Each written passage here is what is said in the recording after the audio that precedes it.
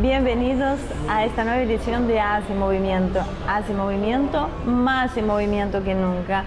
Y hoy vamos a hablar de uno de los actores principales en este mundo multipolar que está apareciendo. Vamos a hablar de Rusia. Así que nos acercamos a la embajada de este país en Argentina para conversar con su embajador. Enseguida les llevo con Marcelo Ramírez, quien va a hacer en este primer bloque parte de la entrevista que les vamos a mostrar. Bueno, gracias Ivori, gracias embajador por darnos la oportunidad de hacer algunas preguntas y conocer un poco más sobre la relación entre la Argentina y Rusia y las situaciones en líneas generales de lo que está pasando con Rusia. En primer lugar, quería preguntarle sobre la experiencia que tuvo Rusia a través de la búsqueda del submarino Ara San Juan en la Argentina y de haber provisto este buque Yantar, que inclusive en algún momento Rusia ofreció volver si Argentina lo necesitaba. Definitely what happened with the submarine San Juan is a national tragedy for Argentina, and Russia was one of the first countries worldwide to answer the call of the Argentinian government to participate in the rescue operation. You know, in our past we've had similar incidents like this. For example, our nuclear submarine Kursk, several years ago, under President Putin already been in power, there was a huge blast in the submarine and it sank with more than 100 people, sailors on board of the submarine. There was a rescue operation which Russia conducted together with other nations participating in the consortium. The difference was that the Russian submarine was at the depths of 108 meters and San Juan is now resting in peace at the depths of more than 900 meters. Frankly speaking, when President Putin was visiting Buenos Aires for the official visit, I asked him the question of the possibilities of Russia to participate in taking the San Juan out of the water to the surface, and he said that technologically no country in the world now possesses the technology to get the submarine from the depths like this, especially that we know that the submarine cracked, it's filled with water, so it would be absolutely impossible to get the submarine out for now. But as far as the first part of your question, the rescue operation, as I said, we were among the first countries to come to help our Argentinian partners, and what is maybe most important, that when all other participants left the scene, our sailors continued to conduct the operation for 2 more months. So we Russians were lost to leave the operation.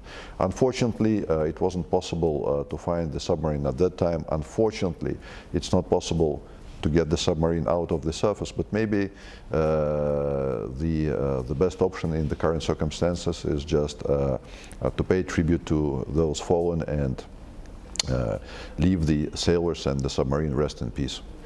As far as your question about changing the area of search and rescue operation, I haven't heard about this. And I don't see any added value in speculating on that, because there were many actors, participants of the international operations. The rescue was conducted in a thorough way. All zones were searched for a long time and for several times already. So it doesn't matter what kind of zone was attached to what nation. I mean, everyone tried and contributed a lot to find the submarine, so there was no success at that time. Fortunately, as we know, the submarine was found, but still there's no viable solution to get the submarine out to the surface. Bueno, una segunda pregunta que quería hacerle era sobre la experiencia en el G20 de Rusia, la visita de Putin en esta segunda instancia y los anuncios que se hicieron y que tal vez no todos se concretaron. Well, it was a very important and successful summit for Argentina. because before the event took place in Buenos Aires, there was a lot of speculations about whether it would be successful or not. And one of the most important questions was whether leaders would be able to agree on the final statement.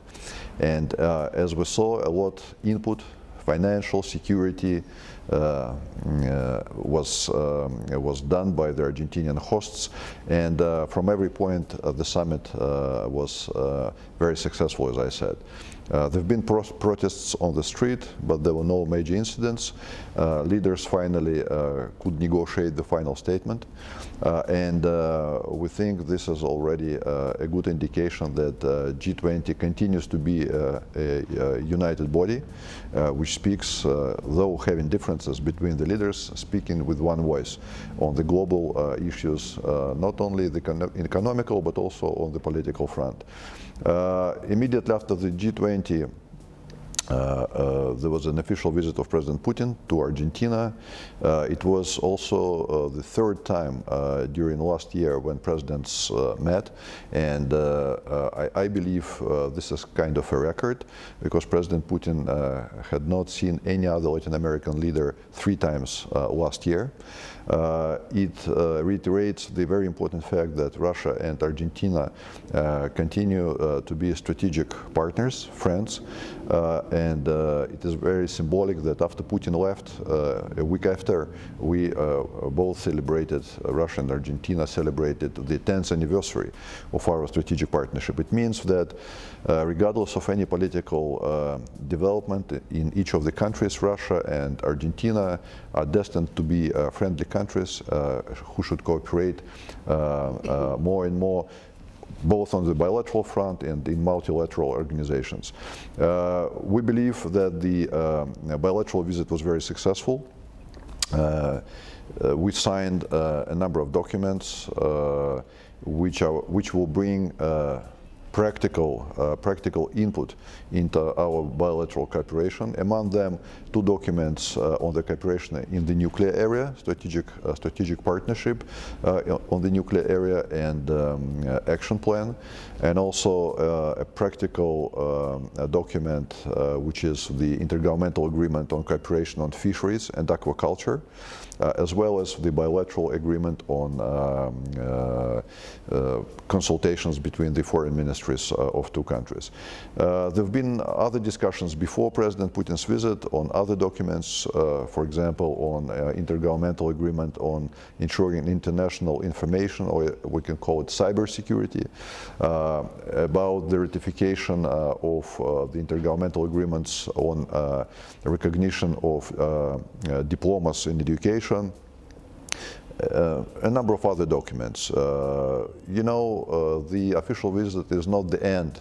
It's just a culmination during a particular year of the developments in bilateral relations. So important is that we believe that these negotiations between the presidents, they will give a weighty political impetus to further development of our relations. You asked me about whether everything is already implemented. Of course, it's not possible to implement everything which the leaders agreed in such a short term. Just it's 2-3 months ago the visit took place. So as I said, it's just probably the culmination, or at the same time the beginning for us, for the embassy, for our ministries and our agencies to ensure that the relations will be more active this year. Ahora, si puntualmente vamos a un tema muy específico, que fue el tema del ofrecimiento de Rusia de realizar una central nuclear con financiamiento propio. La prensa argentina consideró que la recepción de la parte argentina fue muy fría a ese ofrecimiento de Rusia. ¿Cuáles son las razones que ustedes piensan que pueden haber ocasionado esto? Well, I think quite contrary. This is not true. Actually, Russia made a proposal threefold. 3 different options were put on the table. One is building a large-scale reactor, which is really a huge thing to do, which Russia is building for years in other countries. As a fact, a big-scale reactor nowadays would cost a huge amount of money, from $8 to $10 billion. But that was not only a proposal which Russia put on the table. In addition to big-scale, large-scale reactor, we offered medium-scale reactors and also a floating reactor. So on big-scale reactor, which is probably the focus of your question, is that Argentina reacted in a very positive and very interested way. Moreover, I know that I was told at least that President Macri told his subordinates to start the process of finding a concrete place for this reactor to be built. The main difference between nowadays and what we had in the past is that now Russia is ready to bring the financing. It's a big sum of money. We know that your hands of Argentina are tied up with the conditions from the International Monetary Fund, not to go into further credits. So Russia is ready to come to the Argentinian market with the formula build, own, operate, BOO, which means that we bring all our financing, we build the nuclear reactor, we own and operate the reactor, but we just sell energy to Argentina on fixed prices, which are to be negotiated beforehand. So if Argentina is interested that Russia brings money in the pocket, builds the station, and Argentina is just buying the energy, it's fine. The second option is medium-scale reactors, which would cost less, maybe build more than one. And the third option, as I said, is a floating reactor. Russia is a unique country which is on the nuclear market for more than 70 years. We have recently built a unique floating reactor, one in its kind. There's no more in the world. It's called Academic Lomonosov. The biggest advantage of this kind of project is that you can bring the ship anywhere, any place. Especially it may be important for Argentina, which has a long coastline from north to south, and definitely there are provinces which need energy more than others. So you can, the flexibility of the projects is a key. You bring the reactor at any place at the sea side, and then you just put wires on the ground. And I think the important factor in all this is that Russia offered not just to sell the floating reactor to Argentina, but to unite forces and to construct the floating reactor together. For example, Argentina would build a ship or a platform, but Russia will put the reactor on the ship. So Argentina, as I was told by my Russian colleagues, Argentina expressed more interest in this floating reactor, more probably than to the large scale or medium scale reactors. But anyway, the reaction which I get both from the Russian and the Argentinian partners is more positive. I haven't heard that there was a cold answer from Argentina. The true fact is that the ball is on the Argentinian side because according to the action plan, Argentina is now going to propose Russia its view on what it is interested more of these projects. So the ball is rolling. Embajador, voy a un corte ahora, vamos a volver en unos minutitos y bueno, seguimos con el programa ahora.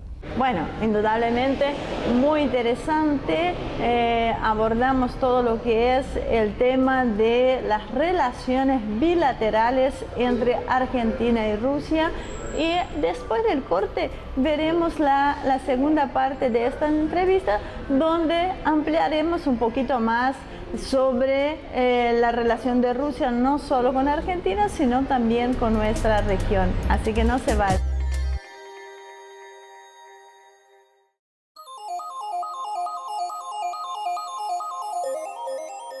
Muy bien, ya estamos de regreso en este segundo bloque. Como les había contado anteriormente, el embajador de Rusia ha ampliado un poco más el tema. Nos fuimos un poquito más de la relación, está muy candente todo lo que está pasando en nuestra región, todo lo que está sucediendo en Venezuela, así que los dejo con Marcelo Ramírez, donde los va a llevar a esta segunda y última parte de la entrevista al embajador de Rusia, Dmitry Feoktistov. Espero haber pronunciado bien su apellido, porque realmente para nosotros es importante empezar a familiarizarnos con los nombres rusos. Así que los dejo con la entrevista. Bien, gracias Ivonne. Entonces vamos a seguir con la entrevista al embajador.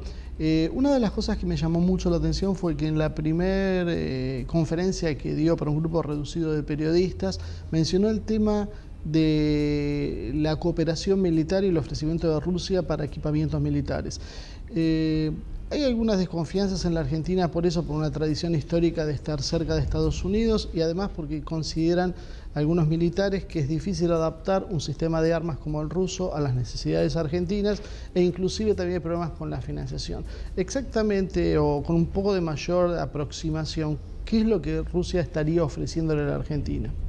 True, we consider Argentina to be a comprehensive strategic partner of Russia, and from the military point of view, military technical point of view, it means that we are ready to sell sophisticated weapons to Argentina without any political, economic or other preconditions. But the other side of the medal is also well known that because of the financial and economic crisis, Argentina is not now in a position to buy any armaments because simply there is not much money. And especially, we already discussed this, that IMF is not allowing Argentina to go in for additional credits. You know, you mentioned that your armaments are maybe closer to the Western standards, but you know, we know in history a lot of examples when countries with one standards are buying from Russia. The most fresh example is Turkey, which is a NATO member, but it is buying the armaments, S-400 armaments from Russia. So it is not a huge theological problem when one country with one standards is acquiring weapons with other standards. The problem is financial. Last time Argentina bought armaments from Russia, or military equipment from Russia, was 8 years ago. In 2011, Argentina bought 2 helicopters from Russia, Mi helicopters in Arctic design, destined to be part of Argentina's operation in the Antarctic. And we've heard the opinion of the Argentinian military as well as the pilots themselves, who had very high opinion of the quality of the Russian helicopters. We know that you need more, and these 2 helicopters, they also need repairs. Argentina, before the crisis, requested to buy 3 more helicopters, Mi-121, but as soon as the crisis is unfolding, all these negotiations nowadays are stalled. But military technical cooperation is not only about buying and selling, it's also about contacts between our military. We have the military attaché in the embassy. I personally meet from time to time with your defense minister, Mr. Aguad. We used to have a good practice of having intergovernmental commission on military technical cooperation at least once a year, and the last commission we expected to be in Buenos Aires last year.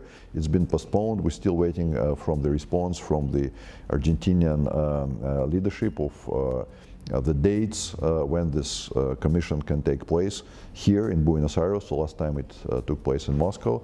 So probably this is the good venue to discuss specific areas of our military technical cooperation at this commission.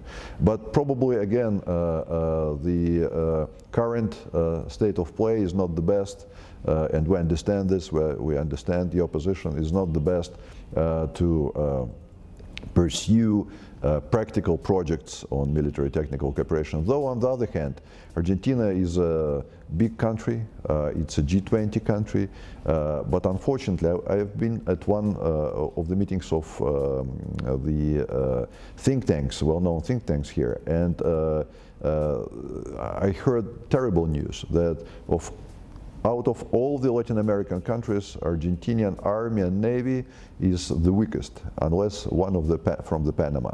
So for the big country, I think this is not a good state of play. Every state should maintain army, navy and fleet on a sufficient level to defend the country. Especially that to understand you have not still resolved all the territorial disputes with some other countries. Anytime you're ready, we are here. Usted mencionó repetidas veces el tema de que Argentina está en una situación financiera complicada. En líneas generales, todos los especialistas en economía consideran que va a tener serios problemas Argentina para afrontar los servicios del pago de la deuda. Eso llevaría a una renegociación o a un posible default.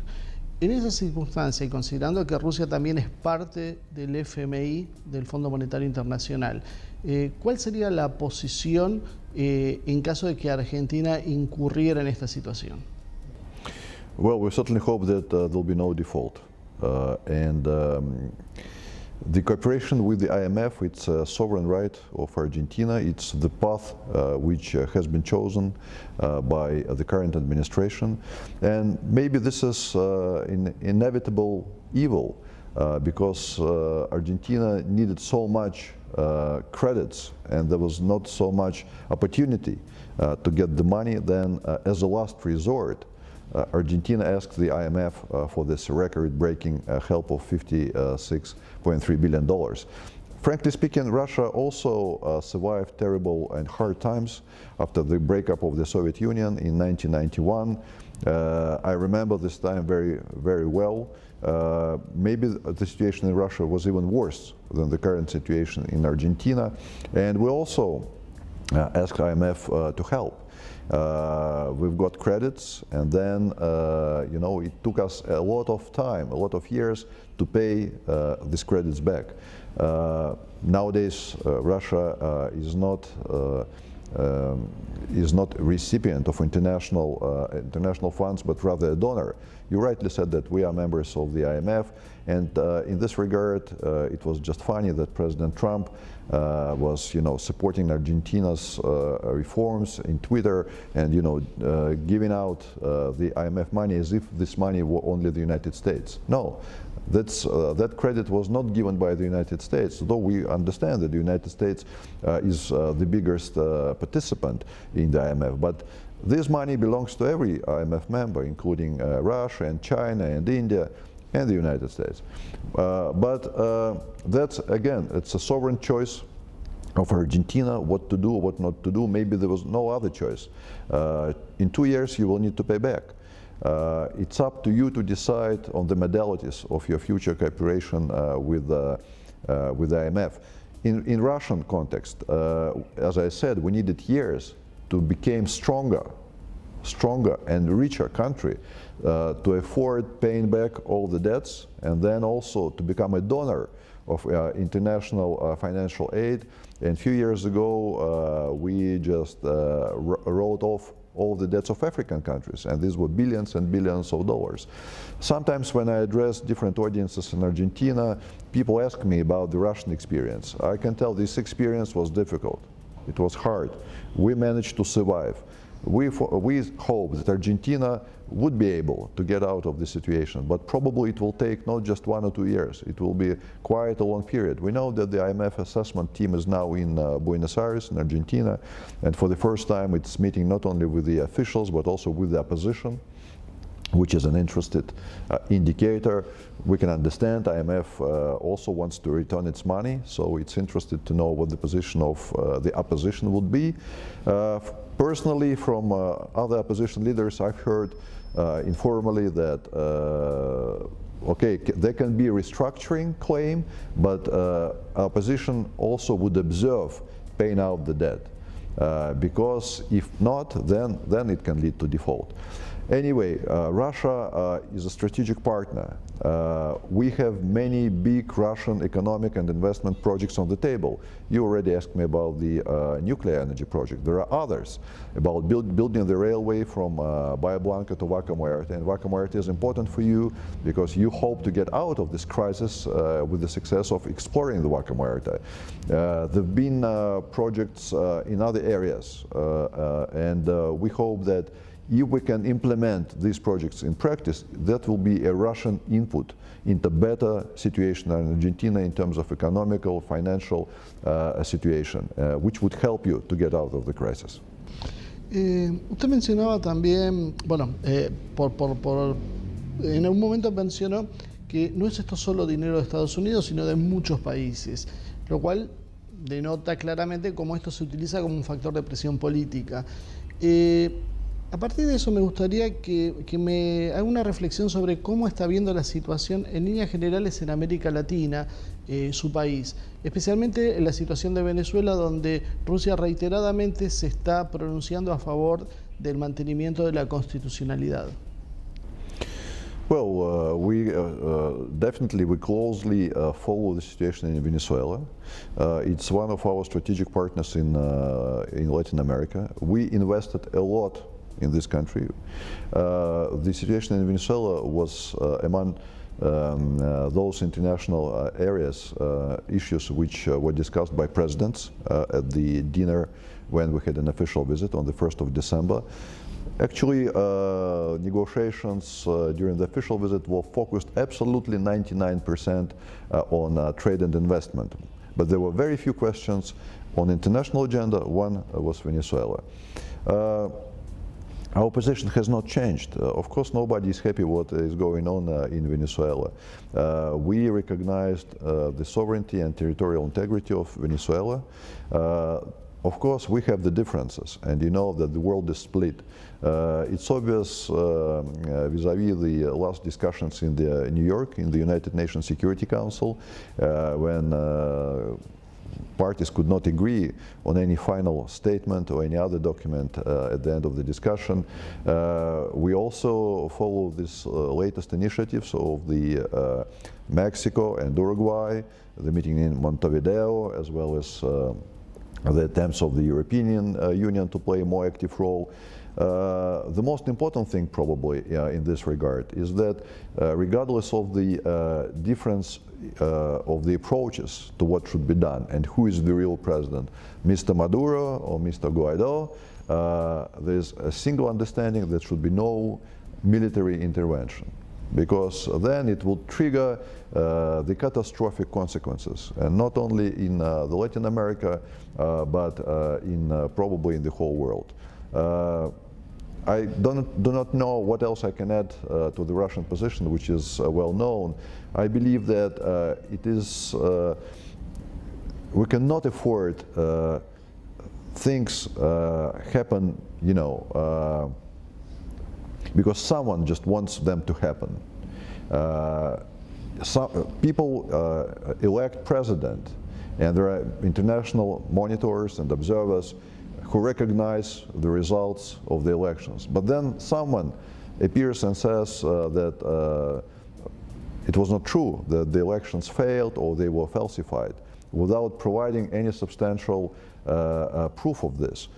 Well, this is very tricky, because all these situations can lead only to chaos in international relations, and we've seen a lot of similar issues with the so-called colored revolutions, whether in Ukraine with the military putsch, or whether in Libya, Iraq, and elsewhere, where someone, meaning external players, were not happy with what was going on in one or the other country, and they used different pretexts to get into the country and change the government. But again, that led only to the chaos.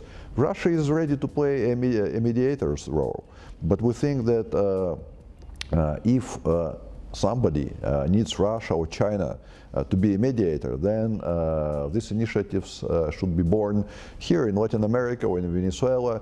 If there's a particular interest in Russia playing the mediation role, we would be ready to listen and then to come to help Argentina, to help Venezuela, I'm sorry, to get out of the situation. Ya nos quedan 3-4 minutitos para terminar el programa y la verdad voy a serle sincero, voy a hacer una pregunta que cuando se enteraron algunos amigos que venía a entrevistar al embajador de Rusia, me hicieron una pregunta y que creo que es ineludible. Yo no sé hasta dónde la puede contestar en su carácter de embajador, pero creo que realmente es interesante poder saber cuál es el compromiso real si la situación en Venezuela aumenta, cuál es el compromiso real de Rusia. En algún momento usted mencionó algo que podíamos encarar dentro de la doctrina Zebrowski, que es la cuestión de la desestabilización de los estados en sí mismos. Rusia evitó eso en Siria interviniendo militarmente directo. Pero sin embargo uno sabe que hay diferencias entre las regiones, entre lo que significa Siria para Rusia y lo que significa Estados Unidos por las zonas de influencia. En esa situación, ¿cuál es el compromiso de Rusia si esto deriva en una solución militar? ¿Hasta dónde podría llegar, hasta dónde podría comprometerse la ayuda rusa? Who are your friends? Varios amigos que se ocupan de política internacional, que le encantaría venir a verlo un día. Well, it's a hypothetical question. I don't think it's my strong side to speculate on what could happen or what could not. Certainly we all should work that would not happen. And again, there have been no one saying directly that he would support the military action. Well, there have been some words pronounced in Washington about all the possibilities which are open and that they were on the table. But if you take any other member outside of the DC, you would not find anyone, for the record, who would say either in Europe or in Latin America that he would support the military intervention. Because, as I said, I think all people worldwide, they understand that it will be catastrophic for the region and for the world. And I think that your comparison between two situations and Venezuela and Syria is not correct. Syria was absolutely different story. And in Syria, remember from what Syria started. Syria started with the Islamic State in the Iraq and the Levant, the international terrorist organization, defined as such by the world community, by the UN Security Council, tried to build the so-called state in Syria. So what was going on and still going on in Syria is fighting international terrorism. You know, for Russia, this is a very important issue, as we have 20 million Muslims. We are a multinational country. We have 20 million Muslims in our country. We've had a very rich experience of fighting terrorism inside the country and outside the country. And you know, the so-called international international terrorism coalition is a real threat. And we see this not only in Iraq or Syria, used to see, but in other parts of the world which are very close to Russia, including Afghanistan and Central Asia and even Southeast Asia.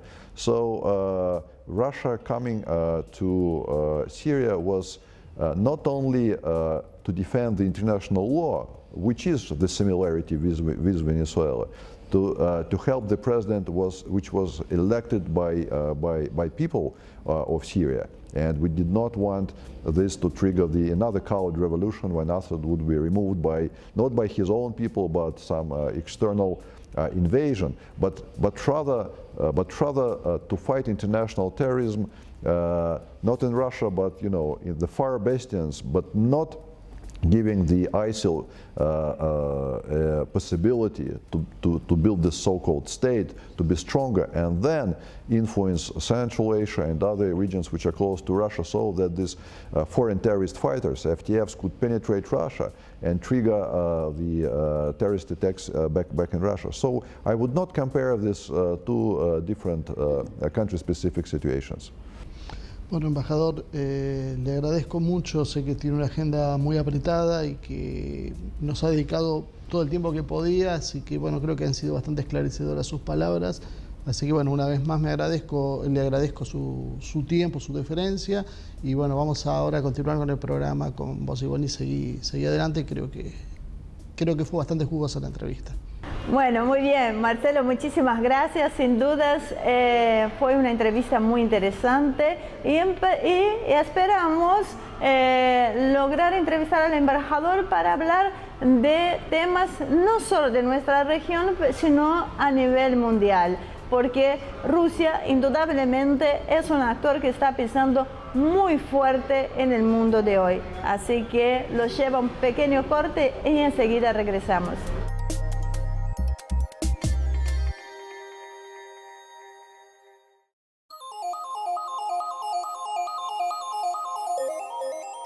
Bueno, ya llegamos a este tercer y último bloque. Ahora sí, tenemos una mesa de debate donde Azul Selene Ramírez, en la compañía de Ezequiel Ramoneda y Marcelo Ramírez, nos va a no solo poner en contexto lo que se habló en la entrevista, sino que tratar todo el tema de este país que es Rusia. El programa estuvimos hablando sobre esto y qué es lo que está sucediendo en el mundo. Así que los dejo, ¿cómo estás, Azul? Los dejo con ustedes en la mesa de debate.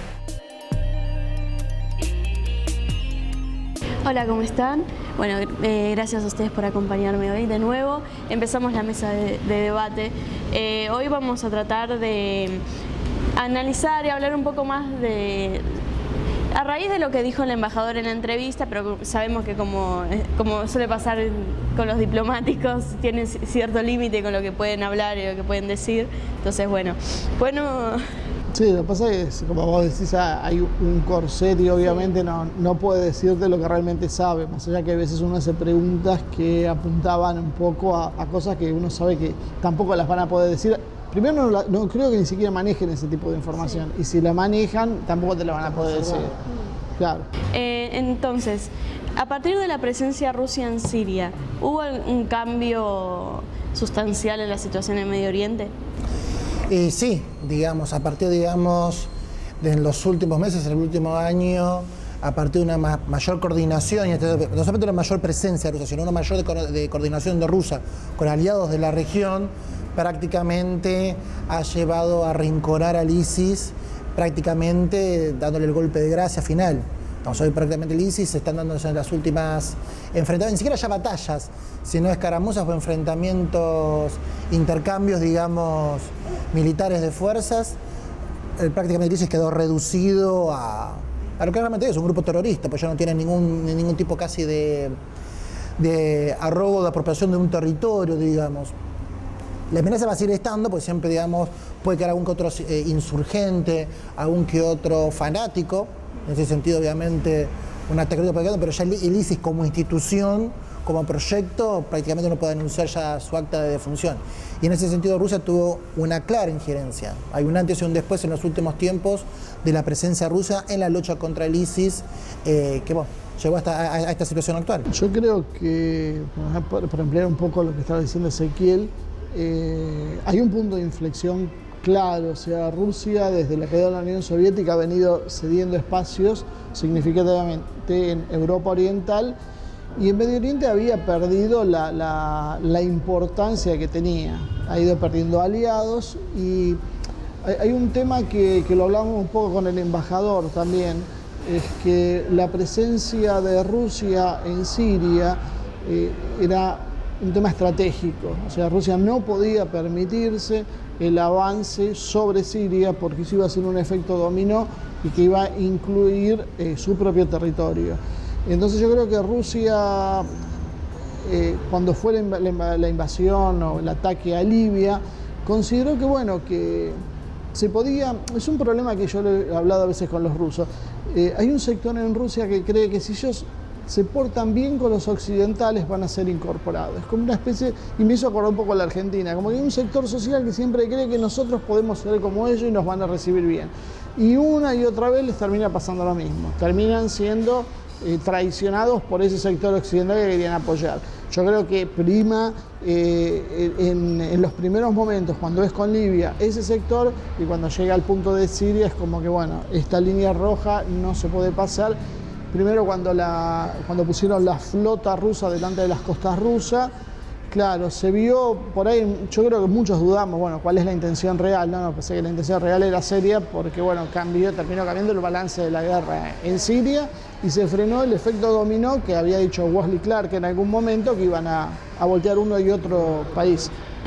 Ahora, durante la entrevista también le hiciste al embajador una comparación entre Siria y Venezuela y un poquito te retó la cantidad de veces que aclaró que no tenía nada que ver. ¿Me pueden decir tipo similitudes y diferencias? O sea, ¿por qué? Además, porque una respuesta tan así. Antes de dejarlo a hablar a Ezequiel, voy a hacer un descargo. O sea, yo le hago la pregunta, pero el embajador no usó traductor y me da la sensación como que no terminó de captar que yo en realidad le estaba diciendo lo mismo que decía él. Es diferente la situación y él pensó que yo le estaba diciendo es la misma situación. Pero bueno, sí, es verdad, dijo, fue enfático en eso.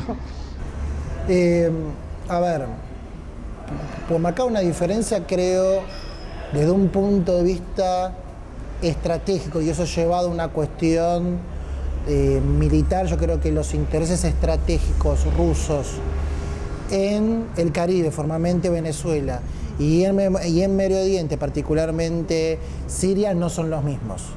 Al tener intereses estratégicos, dejemos de lado por ahora la cuestión diplomática, la cuestión humanitaria y la cuestión económica. Desde un punto de vista estratégico, al no tener creo los mismos intereses, el involucramiento militar, o sea, de fuerzas militares, va a ser distinto. O sea, yo creo que en el caso sirio, de alguna manera, como bien estaba mencionando Marcelo, Siria es considerado parte de un área estratégica, no quiero decir de un territorio natural, pero de una esfera de influencia rusa que lleva ya, digamos, más de 100 años. Digamos, en esa periferia del antiguo imperio ruso, después de la Unión Soviética, de claro aliado de la Unión Soviética en el momento de la Guerra Fría, entonces en ese sentido sí. El caso Venezuela, en ese sentido, marca una diferencia con lo que lleva un distinto involucramiento militar. Mi lectura, yo no creo que haya un involucramiento militar directo de Rusia en Venezuela, como si así lo hubo en Siria. Yo, una de las cosas que él decía en la respuesta a esa pregunta, y yo creo que también es uno de los ejes a tener en cuenta, es que Rusia tiene una población de 20 millones de musulmanes y esa población es susceptible a las influencias de Daesh o de todo este yihadismo que se está poniendo de moda últimamente. Entonces, en algún momento la decisión fue, ¿frenamos esto acá o lo vamos a tener adentro de Rusia? Y bueno, eso creo que fue lo que hizo que los rusos directamente vayan y atajen el problema antes que les llegue a ellos. Ellos veían eso, o sea, esto es hacer un califato cerca de las fronteras rusas es una locura porque eso va a potenciar los grupos internos. Y de hecho, si uno presta atención, uno lo que ve, por ejemplo, con la etnia uigur en China, es que ya ahora está habiendo nuevamente problemas. Después de los levantamientos que hubo hace unos años atrás, bueno, hubo un periodo de tranquilidad y ahora casualmente empieza otra vez este problema. Se calcula que por lo menos hubo 5.000 uigures combatiendo en Siria. Esa es, no sé si decirlo formalmente como el Daesh, pero sí el tema de los yihadistas que al caerse el Estado Islámico vuelven. ¿Qué hacemos con esa gente? Entonces vos, por ejemplo, tenés, bien lo mencionó Marcelo, los uigures en China, el caso de los rohingya ahora en Bangladesh, está el tema del Arsa, ¿no? Que van a volver, el caso de lo que está pasando en Filipinas, de vuelta, aparte del año pasado, lo que pasó en Malawi, en la ciudad, ahora también hubo otro tipo de atentados musulmanes en el sur, a pesar que se llamaron... En Indonesia hubo también. Entonces, sí, a unas iglesias, ¿no? ¿Puede ser? Estos que están volviendo... En un país del sudeste asiático. Bueno, porque Indonesia tiene una política de tolerancia, pero tiene un sector donde creo que era en Banda Aceh, en el sector oriental de Banda Aceh, hay un enclave. Eso lo maneja mejor que yo. Es un punto, digamos, de convergencia de muchos flujos musulmanes de la región, de la Banda Aceh. Y ahí fueron aterrizando. Entonces Rusia tenía que frenar eso. No sé si China no tuvo la acción tan decidida como Rusia, especuló un poco más con después ganar contratos de reconstrucción, que eso es parte del negocio de China. Y bueno, hoy tal vez se empiece a pagar esa falta de decisión porque parecería como que los yihadistas los empezaron a volcar más sobre China que sobre Rusia. Rusia me parece que, bueno, también con el tema de los problemas que tuvo en el Cáucaso, creo que está como más con una gimnasia que China. China, no nos olvidemos que no tiene experiencia militar, no tiene la experiencia militar que tiene Rusia, es uno de los grandes problemas que tiene. Y bueno, y yo creo que en este sentido, y es parte de la habilidad propia de Putin para leer lo que está pasando, un hombre que viene de la inteligencia, creo que se vio claramente en eso. Y ahora, si me podrían hablar un poco más sobre la relación de Rusia y China, porque se lo suele poner como tienen un enemigo en común, como si fueran dos aliados fuertes, pero también tienen diferencias en otras áreas. O sea, ¿cómo lo...? Es una relación complicada. Sí. A ver, para hacer la larga historia corta, terminada la Segunda Guerra Mundial, durante 10 años tuvieron un buen entendimiento la China de Mao con la Unión Soviética al principio de Stalin. En la década de los 60 hasta principios de los 70, ese entendimiento se empezó a romper hasta llamar lo que se llama el cisma soviético. De hecho, cuando la famosa visita de Nixon a China, el correlato era que China veía como enemigo, veía más potencial un enfrentamiento militar con Rusia que con Estados Unidos. Sí. Entrada la década del 90, los dos países estaban en problemas. Rusia había caído con el tema de la perestroika y el glasnost. China tenía con el tema de Tiananmen. Ahora, avanzada la década del 90, ya ha entrado el siglo XXI, por un lado ya fundamentalmente con la presencia de Hu Jintao en China y Putin, las primeras administraciones de Putin en Rusia, vuelven a un sistema de alianza, que es lo que se conoce como la Organización de Cooperación de Shanghái, que es un tratado de defensa colectiva que involucra a China, Rusia y algunos países de Asia Central. De ahí de vuelta volvemos a un momento de hermanamiento, de primavera entre los dos países. En el contexto actual, a esto que se suma este bloque militarmente unificado, económicamente en los últimos años de bastante integración, digamos, al perder mercados europeos, Rusia se volcó mucho a China, entonces el proceso comercial y de inversiones se ha empezado a integrar mucho más en los últimos años. Encontramos actualmente a Estados Unidos en una postura demasiado antagónica, demasiado recalcitrante, que fomenta también esta unidad, este entendimiento entre Rusia y China. Sí. Así llegamos a la actualidad de estas buenas relaciones sino-soviéticas. Si uno ve lo que por ahí dicen los rusos un poco off the record, sus dos salvedades con China creo que más importante es una desconfianza con el tema de la ruta de la seda, porque te dicen no la hacen pasar, básicamente esquivaron Rusia cuando hicieron esa diagramación. Entonces ellos dicen, ¿por qué? Bueno, es porque para los rusos China quiere aumentar la influencia en Asia Central y eso es un área que debería ser prioritaria de Rusia. Entonces ahí hay un tironeo. El otro problema es Siberia. O sea, el lejano oriente ruso, que ellos me decían que calculemos que tienen la misma población que tiene la Comunidad de Madrid, ellos en un territorio que es un tercio de Siberia. O sea, en un territorio tan grande, la baja densidad de población, con una provincia limítrofe China que tiene 100 millones de habitantes, sienten que necesitan poblarlo. Eso explica por qué Putin está tan preocupado, porque lo volvió a decir en el último discurso, por tener una política de demografía que aumente. Entonces tenemos la paradoja que tienen, por un lado el aborto, pero por otro lado tienen activas políticas pro familia en Rusia. Y porque ellos necesitan sí o sí poblar un país de 22 millones de kilómetros cuadrados, si no recuerdo mal. Claro, entonces eso es un punto. Y después, bueno, hay un punto de desconfianza también con el Ártico. Los rusos también consideran un poco su patriota cero el Ártico y los chinos están asomándose porque hay recursos interesantes ahí. Entonces otro punto que yo creo que a Rusia y a China más que nada los une, pese a lo que te lo dicen, porque después cuando vos hablás con algunos pensadores rusos, ellos te dicen, bueno, pero tradicionalmente el imperio ruso y el imperio chino fueron imperios que convivieron bien, sin grandes problemas a lo largo de la historia. Pero hay yo creo que hay una unión a partir del miedo a lo que es el atlantismo, al eje Estados Unidos-Reino Unido. Entonces, ante eso, y ante declaraciones como la que todos los días escuchamos, viste que el Departamento de Defensa, el Pentágono, empiezan a fijar como los dos grandes puntos, los dos grandes enemigos de Estados Unidos, a China y a Rusia, es lógico que la alianza se vaya cerrando y China empieza a recibir tecnologías rusas sensibles, ya no les están vendiendo cualquier cosa, están vendiendo, por ejemplo, Sukhoi 35, que son los aviones más avanzados, más con las versiones más modernas. Entonces ese tipo de transferencia tecnológica Rusia lo hace a alguien que le tiene confianza, no se la hace a cualquiera. Entonces esto significa que para Rusia es prioritario China, y para China creo que en cierta medida Rusia es el guardaespaldas que necesita para seguir su expansión pacífica. Y antes mencionaste cómo el ejército chino no tenía mucha experiencia, como China no tenía mucha experiencia militar en combate y que eso le jugaba medio en contra, o sea, ya tenemos 5 minutos, me están marcando.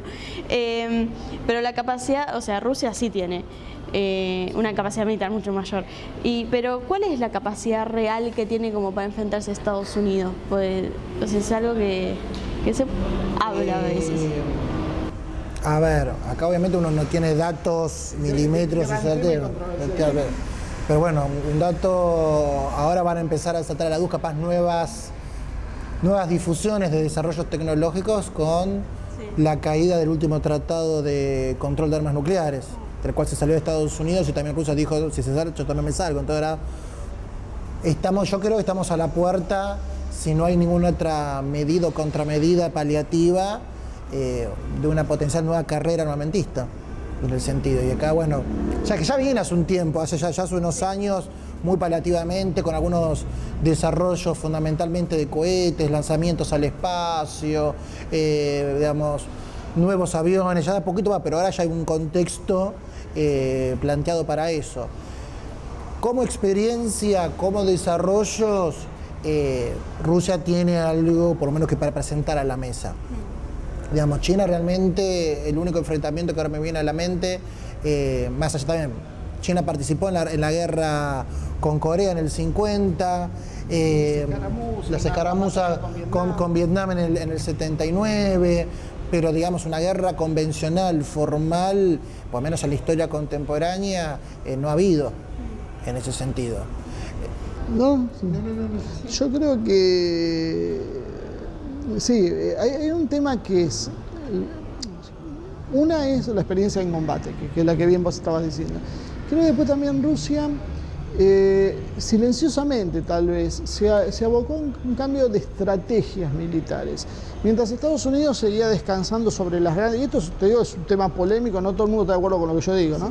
Pero descansaba en grandes flotas encabezadas por un portaaviones, que son flotas muy costosas, desde lo material y desde lo humano.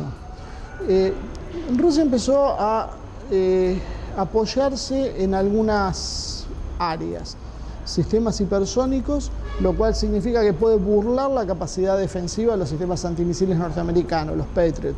Esos sistemas terminan siendo obsoletos por las nuevas tecnologías rusas. Entonces, Rusia tiene la capacidad de penetrar una flota y hundirla básicamente sin ningún tipo de problema. Yo creo que es un error pensar que es un diseño de Estados Unidos para pelear contra un país como Irak, no contra Rusia. Si bien eso a Estados Unidos le da mayor proyección de fuerza a grandes distancias que lo que tiene Rusia, el objetivo de Rusia es defenderse, no es entrar en otras áreas. Entonces Rusia no necesita tener proyección de fuerza en América Latina porque no es su objetivo. Entonces yo creo que por ahí vienen por uno de los temas más importantes. Un cambio que ahora está viendo en la estrategia y que está tratando de responder Estados Unidos es con la utilización de armas tácticas nucleares, que eso conlleva cierto peligro porque eso puede hacer una escalada nuclear. Pero yo creo que los rusos en esto han sido un poco pícaros, porque ellos también tienen ese desarrollo. Los misiles Iskander pueden ser portadores de armas nucleares y podés poner un arma de 1 kilotón, de medio kilotón, o sea, armas chicas donde vos podías objetivamente destruir, por ejemplo, una base militar con un ataque nuclear, no dejás una gran radiación en el área, entonces probablemente 48, 72 horas esa zona termina siendo habitable nuevamente. Entonces ese tipo de cosas, Rusia apostó mucho a eso, y a la guerra electrónica. Yo creo que la gran diferencia es eso, y ahora lo acaba de mostrar Irán, no sé si vieron hoy, justamente el día que estamos filmando esto, Irán consiguió captar nuevamente un dron norteamericano y los norteamericanos terminaron por volando su dron que tuvo que aterrizar en una operación de emergencia. Entonces, y ya no es la primera vez que lo hace Irán, y eso lo hizo con armas rusas, por más que los iraníes también dicen que ya tienen un muy buen desarrollo propio en ese tema. Entonces, sistemas hiperbalísticos, hipersónicos, sistemas antimisiles y la inteligencia, la guerra electrónica son las 3 bases a las que apostó Rusia.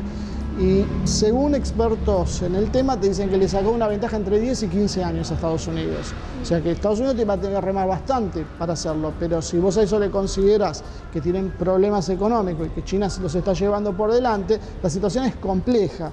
Y yo creo que eso es lo que hace hoy también que vivamos un mundo tan volátil. O sea, se les está escurriendo el poder de las manos, se está yendo hacia, y eso para evitarlo es a través de medios militares, pero ya no tenés la supremacía militar de antes. Entonces ahí quedás en una situación medio compleja. No sé si estamos en tiempo. Ya me están haciendo señas, así que... Nos quedamos con eso. Pero bueno, de nuevo gracias por estar acá conmigo hoy. Y bueno, vamos con Ivone para que haga el cierre del programa. Bueno, hasta acá llegó el programa de hoy. Muchísimas gracias por acompañarnos. Espero que les haya gustado. Los invito a que suscríbanse en nuestro canal de YouTube, Asia TV Producción, y que inviten a sus amigos a que hagan lo mismo. Acá en Asia Movimiento tratamos de analizar siempre las relaciones entre los países y lo que está sucediendo en el mundo. Muchísimas gracias nuevamente. Nos vemos la semana que viene con una nueva edición de Asia Movimiento.